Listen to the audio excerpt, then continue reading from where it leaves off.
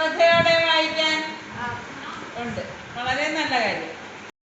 അപ്പൊ ആ വായന മാത്രം പോരാ, പുസ്തകങ്ങൾ വായിക്കണം. പ്രഗത്ഭരായ എഴുത്തുകാരെ നിങ്ങൾ അറിയണം. പ്രഗത്ഭരായ എഴുത്തുകാരെ അറിയണം.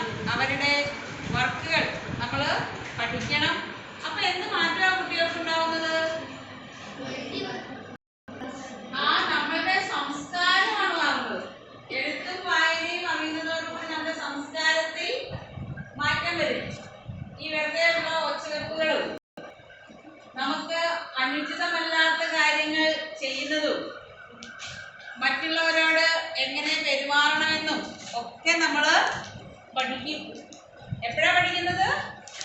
നമ്മളുടെ വായന നമ്മോടുകൂടെ ഇരിക്കുന്ന സമയത്താണ് നമുക്കിതെല്ലാം സാധിക്കുന്നത്. അങ്ങനെ വായിച്ചു തുടങ്ങിയാൽ പിന്നെ നമുക്ക് വായനയിൽ നിന്ന് പുറകോട്ട് പോകാൻ പറ്റുമോ? ഇല്ല. നമ്മൾ വെറുതെ എപ്പോഴും ഫോണിലല്ലേ കളിക്കുന്നത്.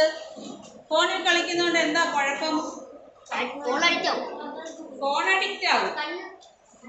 കണ്ടുപോകും, കാഴ്ച കുറയും. ഇതല്ലാതെയോ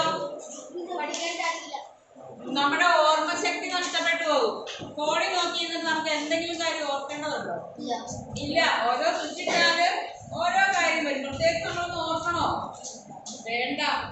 ആ ഓർക്കാനുള്ള കഴിവ് നമ്മൾ ഉപയോഗിക്കാതിരിക്കുമ്പോൾ നമ്മുടെ ഓർമ്മശക്തി കുറഞ്ഞു പോകും.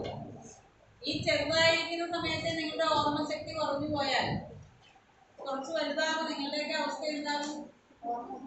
ആ ഓർമ്മയില്ലാതെ അങ്ങോട്ട് പരസ്പരം കൈകോർത്ത് പിടിച്ച് അങ്ങുമൊക്കെ